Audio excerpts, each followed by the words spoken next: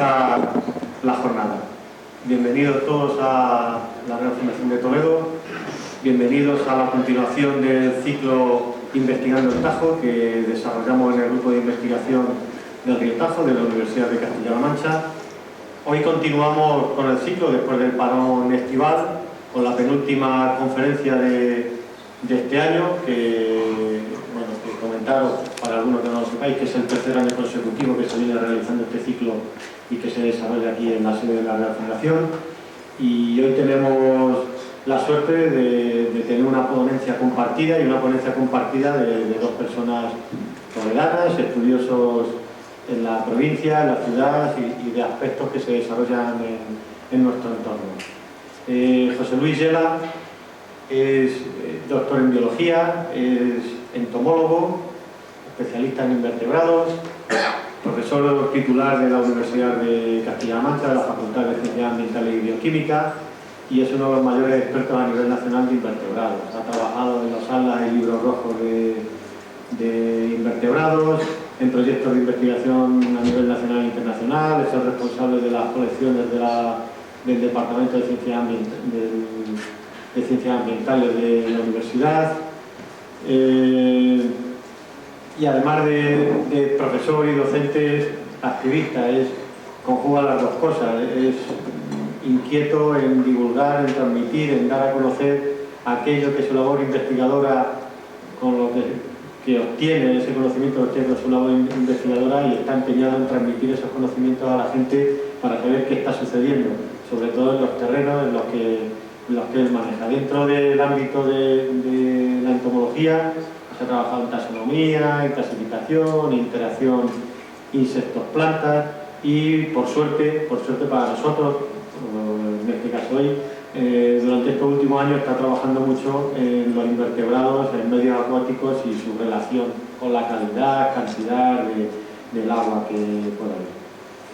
Y María Romero, graduada en Ciencias Ambientales, ha sido alumna de José Luis y ha acabado recientemente el trabajo fin de grado de Ciencias Ambientales.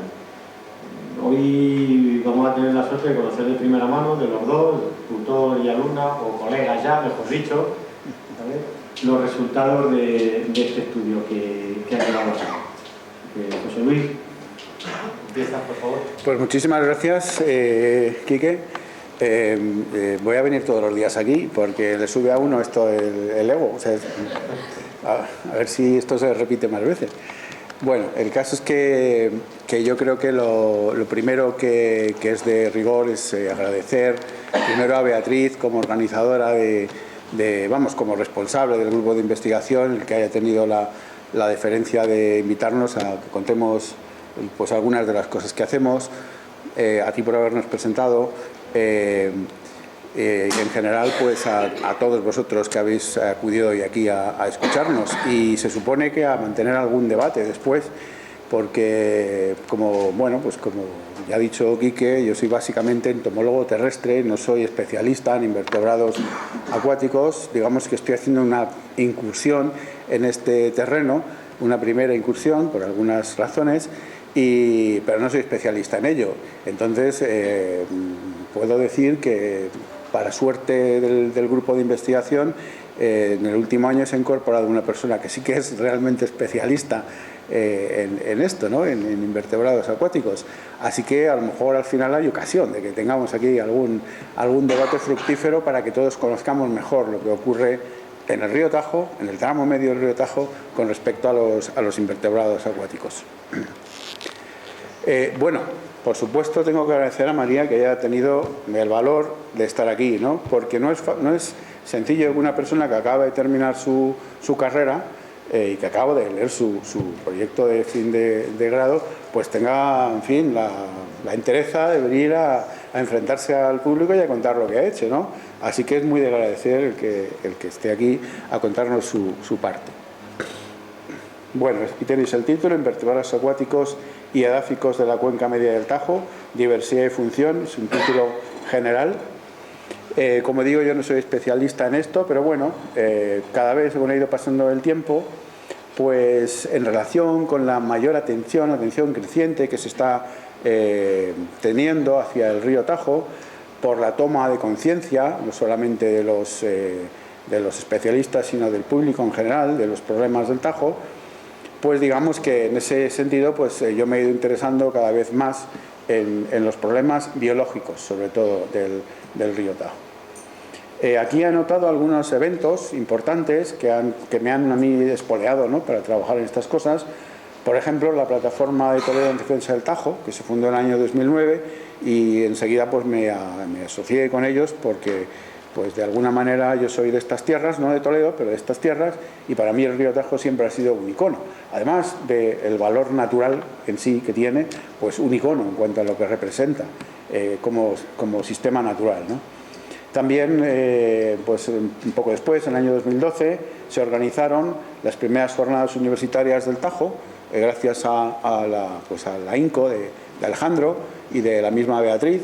Pues se pudieron organizar estas primeras jornadas donde por primera vez académicos pues nos juntábamos en la universidad para discutir y poner en común pues ideas sobre cómo abordar desde un punto de vista riguroso y científico la problemática del Tajo, ¿no?, en general.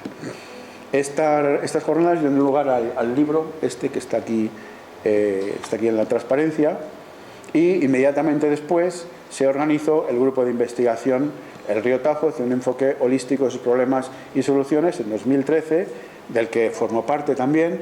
Y bueno, todo esto pues me ha animado de alguna manera a acercarme más a los problemas ambientales del río Tajo. Todo esto lo podemos también enmarcar en un contexto más general, ¿no?, en el cambio paulatino de marco, de pensamiento y de actuación que en los últimos años está pasando muy lentamente, pero inexorablemente, desde un tinte productivista, mercantilista, a otro de sostenibilidad. ¿Qué quiere decir esto de mercantilista y productivista? Bueno, ese es el marco en el que todos nos hemos educado, y es el marco conceptual que nos hace pensar inmediatamente en los recursos naturales como mercancía, como moneda de cambio, ¿no? Enseguida lo primero que se escucha cuando se habla de cualquier circunstancia, entre ellas las cuestiones ambientales y en particular el río Tajo, es como si fuera algo que se puede intercambiar, con lo que se puede mercadear. Y el punto de vista productivista, de alguna manera, pues tiene que ver con el uso de los recursos para extraer de ellos el mayor beneficio posible al menor plazo posible, ¿no? Estos paradigmas en los que nos hemos educado todos y que son comunes, pues poco a poco van siendo desplazados o van siendo empujados por el paradigma de sostenibilidad, que pone más énfasis en la conservación de los recursos para las generaciones que vienen. Porque obviamente si la manera de enfocar los problemas ambientales es solo productivista y mercantilista, pues acabamos con esto en muy poco tiempo, dada la cantidad de humanos que somos, la cantidad de recursos que necesitamos y la velocidad a la que va esto, ¿no? Bueno, pues en este marco es en el que de alguna manera pues, se inserta mi interés científico en el río Tajo. De manera que durante los últimos años pues, he participado en dos iniciativas, en dos líneas de trabajo. Una de ellas, lo que pongo aquí, número 1, caracterización biológica del agua del río y de sus afluentes en el tramo medio. Caracterización biológica centrándonos sobre todo en el estudio de los invertebrados bentónicos. Voy a procurar utilizar pocas palabras técnicas y cuando las utilice las voy a definir para que nadie se quede al margen, ¿no? Pero si alguien no entiende algo, por favor que me lo diga directamente. Bentónicos, ¿qué son bentónicos? Los que están en el fondo. Y por ahí, invertebrados que están en el fondo del río o en las inmediaciones. Luego también habréis visto en el texto invertebrados edáficos, ¿verdad? Edáficos quiere decir del suelo pero fuera del agua, en las márgenes. En esta idea, la caracterización biológica del agua del río y de sus afluentes en el tramo medio, ha sido la que ha desarrollado en su trabajo fin de grado María, que nos va a hablar ahora de los resultados más importantes. Por otro lado, pues he tenido la suerte, porque fue una suerte además, de trabajar en el proyecto Atenagua, que dirigía mi compañero Bodoque, José María Bodoque, y en este proyecto, un proyecto europeo, pues me he encargado de la caracterización taxonómica y funcional de los conjuntos de invertebrados edáficos de los márgenes del río en su tramo medio en relación con los procesos de depuración natural del agua, ¿no? Lo dejo aquí, lo iremos desarrollando poquito a poco. Como veis, son dos temas interconectados pero diferentes. Por eso somos dos ponentes hoy aquí. Antes de cederle la palabra a María, pues, he preferido hablar un poquito de los invertebrados o delimitar un poco los grupos de invertebrados acuáticos, bentónicos y edáficos más importantes, así en general, ¿no? Para que tengamos una idea de qué estamos hablando aquellos que no trabajamos directamente con estas cosas. Aquí tenéis una serie de columnas con una serie de fotografías de animalitos pequeños, porque esos son los invertebrados en general, animalitos pequeños, de fundamentalmente 4 grandes tipos de organización: anélidos, moluscos, artrópodos y nemátodos. Seguramente todos habremos oído estos nombres alguna vez, ¿no? Anélidos, como veis a la izquierda, lombrices de tierra. Algunas especies de anélidos, oligoquetos, viven en el fondo de los cursos de agua, y lo que está debajo es una sanguijuela, los hirudíneos, que son otra clase de anélidos. La segunda columna representa 2 moluscos, uno un gasterópodo, un caracolito de agua, y el otro pues una conchita, un bivalvo. En el tramo medio del río Tajo sigue habiendo algunas especies de bivalvos, de mejillones de río. Parecería imposible, ¿verdad? Bueno, pues sigue habiendo, y algunas son relativamente frecuentes, sobre todo una de ellas que es bastante oportunista, bastante capaz de vivir en condiciones de contaminación bastante alta, ¿no? En la tercera de las columnas podemos ver algunos artrópodos de uno de los grupos de artrópodos, los crustáceos. Arriba un camarón de agua dulce, inmediatamente debajo un cangrejo de río, y que son decápodos al fin y al cabo, y lo que está más abajo es un branquiópodo y un copépodo, muy abundantes en las orillas o en las aguas del río Tajo y de sus afluentes. Y en la cuarta columna podemos ver algunos insectos acuáticos. Lo de arriba son larvas de plecópteros, de efemerópteros, alguna larva de coleóptero. Larvas de coleópteros también algunas son acuáticas, una larva de un díptero, hay larvas de grupos de dípteros que son acuáticas, y el último de más abajo es un hemíptero o heteróptero, ¿no? El famoso escorpión de agua, cuyos adultos viven en el fondo, ¿no? Y a la derecha del todo vemos un nemátodo. Los nemátodos son gusanos cilíndricos blancos en general, la mayor parte de ellos son parásitos intestinales, hay otros parásitos de plantas, pero los hay de vida libre, y algunos son acuáticos y aparecen algunas veces en las muestras de agua, sobre todo en los intersticios de las arenas y demás, ¿no? Y lo último que hay más abajo es un rotífero, un grupo ya así poco conocido, pero bueno, por nombrarlo también, ¿no? Bueno, pues estos son invertebrados que aparecen comúnmente en las muestras que se toman en los ríos y en las muestras que nosotros hemos analizado, sobre todo en la segunda parte, de la que os informaré yo, porque María ha trabajado sobre todo con, ya os lo contará ella, con datos, por así decirlo, bibliográficos, con datos que ya están a disposición, tomados por otras personas. Así que nada, os dejo con ella que nos cuente la primera parte de la charla.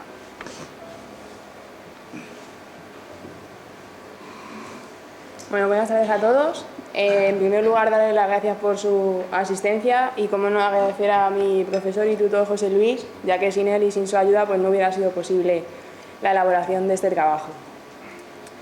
Entrando al tema que nos atañe, cuando al principio de curso tuve que elegir el tema sobre mi trabajo de fin de grado y José Luis me habló sobre este proyecto, no lo dudé ni un momento, porque para mí el río es, como toledana que soy, muy importante, y además creo que somos los toledanos los que tenemos el deber de sacarle adelante y de que vuelva a ser el que era. Por aquello de que una imagen vale más que 1000 palabras, pues he querido reproducir una famosa fotografía tomada en 1964 y hacer una comparativa con una tomada del sábado pasado, cuál ha sido la transformación que evidentemente se ve del río en todo este periodo de tiempo. Mientras que un día los bañistas disfrutaban del río, en otro pues se ve que prácticamente es una cloaca. Por tanto, hemos visto el deterioro que ha sufrido el río en estos años. Deterioro que se debe a diversas causas. La primera de ellas, aunque no la más importante, es la contaminación.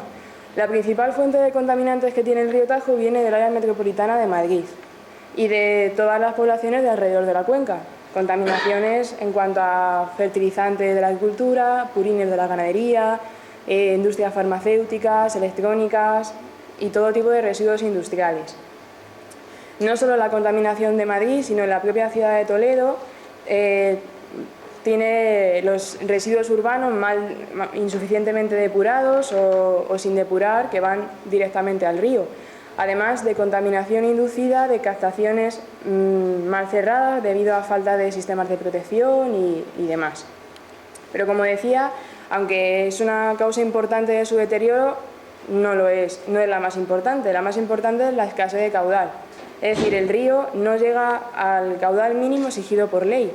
Esto conlleva que la contaminación se agrave aún más, puesto que los ríos tienen un sistema de depuración natural y al tener esta escasez de agua es imposible que lo haga. Aparte de agravar la contaminación, lo que provoca es un empobrecimiento, una sustitución, una eliminación de la biota. Entonces, toda la vegetación y toda la fauna ha sido transformada con el paso de los años. Todas estas causas han dado lugar a que tengamos un río totalmente moribundo.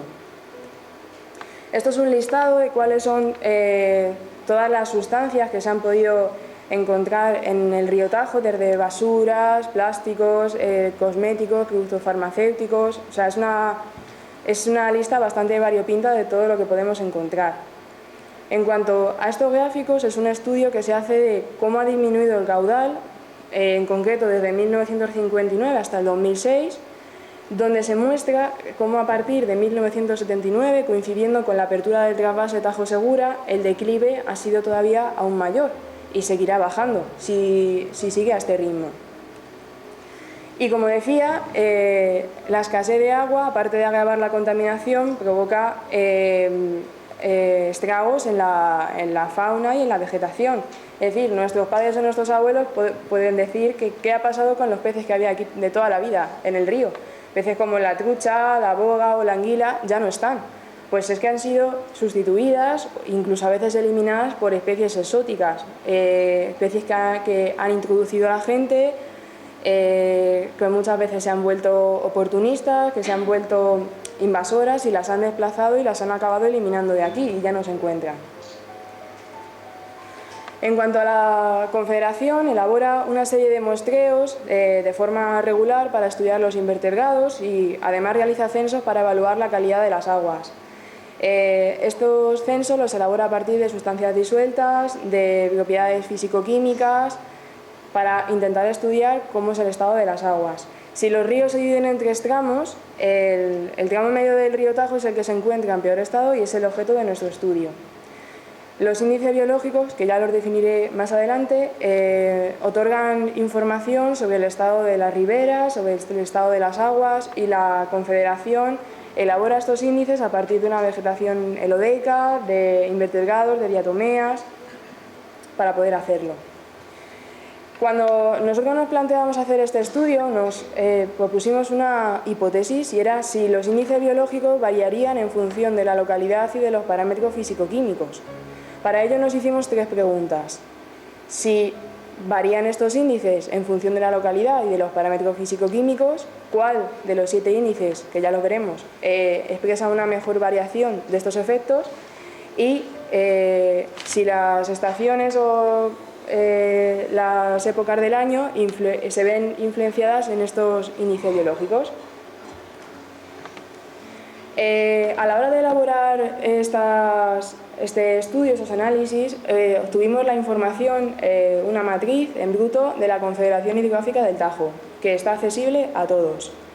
Estos análisis se han hecho desde el 2006 hasta el 2014, que ha sido la última actualización que tiene la Confederación, donde hubo que realizar 2 bases de datos, puesto que no se podía trabajar con la matriz original, faltaban muchos datos. Mediante técnicas de interpolación se hizo que no se perdiera la mayor parte de ellos y al final se pudo conseguir trabajar sobre esta matriz. Las variables que estudiábamos eran tanto físico-químicas como biológicas. Físico-químicas como el oxígeno, la conductividad, el pH, los nitratos, el amonio y el fósforo. Y biológicas, que las veremos ahora, el índice IBMWP, el IASPT, el IBD, el CE, el IBAN, el IPS y el IHF. En cuanto al índice IBMWP, es el índice más utilizado. Es decir, para calcularlo se basa en el estudio de los invertebrados bentónicos. Lo que muestra es un grado de tolerancia a la contaminación a base de familias de estos invertebrados. Hace como un ranking de puntuación. IHF, el índice de habitabilidad fluvial, el menos biológico, por así decirlo, porque refleja la heterogeneidad de muchos elementos, no solo los biológicos en el cauce. En cuanto a los análisis estadísticos, para contrastar si existían diferencias en cuanto a los índices biológicos en la calidad del agua, utilizamos análisis de las covarianzas, ANCOVAs, mediante modelos lineales generalizados, debido a la normalidad que presentaba la distribución de las frecuencias de este modelo. Nuestro modelo era si los índices biológicos variaban en función de la localidad en la que nos encontremos, no solo del río, sino también de afluentes que pasen siempre y cuando por el tramo medio, y de las variables físico-químicas. Aparte de esto, también hicimos el análisis con la variación estacional, es decir, nos preguntábamos si el cambio de estación a lo largo del año también producía una variable significativa en estos índices. Para ello utilizamos pruebas no paramétricas, en concreto la prueba pareada de Wilkinson. Para estudiar estas diferencias en los índices biológicos con respecto a la estación, utilizamos datos de temperatura, pluviosidad, que fueron recogidos del Servicio Integral de Asesoramiento al Regante y las del caudal, mediante el Sistema de Información del Anuario de Aforos. Todo está publicado por el Ministerio de Agricultura y Medio Ambiente. Como ven, esta es la tabla resumen de los análisis que realizamos en la parte de arriba de primavera y en la parte de abajo de otoño. Los números en rojo son los valores significativos. Como se ve en primavera, existen más valores significativos, es decir, todos los índices biológicos y todos los parámetros físico-químicos sufren efectos significativos, mientras que en otoño no ocurre esto, no en todos existe esta variación. Y esta otra tabla era cuando estudiábamos si la estación de verdad influenciaba en los índices biológicos. La de la izquierda es la tabla en bruto, pero la de la derecha es la tabla importante, donde según los datos se puede ver que no existe ningún valor significativo que dé lugar a que ni la temperatura, ni la pluviosidad, ni el caudal ejerzan valores significativos en los índices biológicos. En primavera, el índice IBMWP recibía efectos de los parámetros físico-químicos del oxígeno, pH y amonio. El índice IASPT recibía efectos de los parámetros físico-químicos del oxígeno, pH, nitratos, amonio y fósforo. Los índices IPS, CE e IBD recibían efectos de los parámetros físico-químicos del oxígeno, amonio y fósforo. El IHF recibía efectos de los parámetros físico-químicos del oxígeno, pH, amonio y fósforo. Y por último el IBAN recibía efectos de los parámetros físico-químicos de la conductividad y el fósforo. Al contrario, en otoño encontramos mucho menos efectos significativos. En cuanto al índice IBMWP, recibía efectos de los parámetros físico-químicos del oxígeno y la conductividad. El índice IASPT recibía efectos significativos de los parámetros físico-químicos del oxígeno, conductividad y nitratos. El IHF recibía efectos de los parámetros físico-químicos del amonio únicamente. Y por último el IBAN recibía efectos de los parámetros físico-químicos del oxígeno y el fósforo. Por tanto, podemos concluir que ni la temperatura, ni la pluviosidad, ni el caudal eran razón para que se dieran estas diferencias significativas. Esto lo podemos concluir debido a la regulación extrema que tiene el río. Entonces, sabemos que existen diferencias en las estaciones, pero sabemos que estas no son. Por tanto, postulamos que esto podría deberse a que a lo mejor hubiera un mayor aporte de sustancias debido a usos diferenciales en el territorio, según la primavera o el verano. Si en primavera existe una mayor demanda de los usos de la cuenca, porque es la época donde empiezan las prácticas agrícolas, y existe mayor uso de abonos, de fertilizantes, de compuestos químicos debido a estas prácticas. En cuanto a la contestación de las preguntas que nos hacíamos al principio, estas son nuestras conclusiones particulares, donde expresamos que el índice IBMWP es el índice que mejor demuestra los efectos de las características físico-químicas del agua, que los índices biológicos varían en función de la localidad de los parámetros físico-químicos y que la estación ejerce una influencia sobre estos índices biológicos. Junto a estas conclusiones particulares y de la lectura de la bibliografía que hicimos después, determinamos que gran parte de la contaminación que tiene el río Tajo proviene del área metropolitana de Madrid, de las aguas residuales que le vienen sin depurar o insuficientemente depuradas, que el estado químico del agua está muy lejos del que debiera de ser, puesto que podemos encontrar trazas de sustancias peligrosas como el lindano o la simacina, además de altos niveles de amonio, de nitrógeno, de fósforo, que son factores limitantes de la producción primaria y por tanto dan lugar a una eutrofización. Todo esto viene de áreas urbanas, agrícolas, de todo tipo de industrias, de ganaderías. Por ello, el eje central del Tajo ha sido declarado como masa de agua muy modificada, que si no cumple con una serie de requisitos no podrá lograr un buen estado ecológico hasta el 2027. Además, el río Tajo carece de dinámica fluvial, es decir, cualquier río mediterráneo tiene su época de estiajes, tiene sus desbordamientos en primavera, después del deshielo. En el río Tajo esto no ocurre. Esto se debe a las detracciones del trasvase Tajo Segura, al exceso de regulación hidroeléctrica que tiene y a todo el abastecimiento urbano que le hace a Madrid. Entonces es imposible que cumpla con una dinámica fluvial normal. La Directiva Marco del Agua tiene una serie de objetivos para mejorar la calidad de las aguas, como es el de reducir los contaminantes, eliminar o disminuir los vertidos, proteger el estado de las aguas, prevenir su deterioro.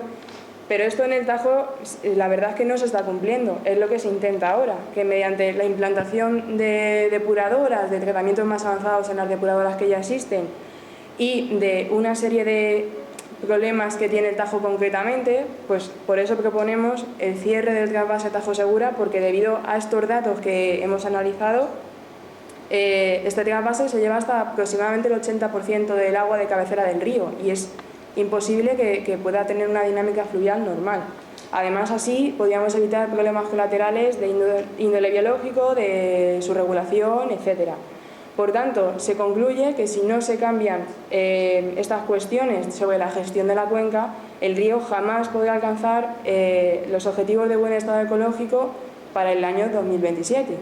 Esas son nuestras conclusiones. Y ahora vuelvo a ceder la palabra a José Luis, que hablará sobre los invertebrados edáficos como indicadores del estado del agua del río Tajo en su rango medio.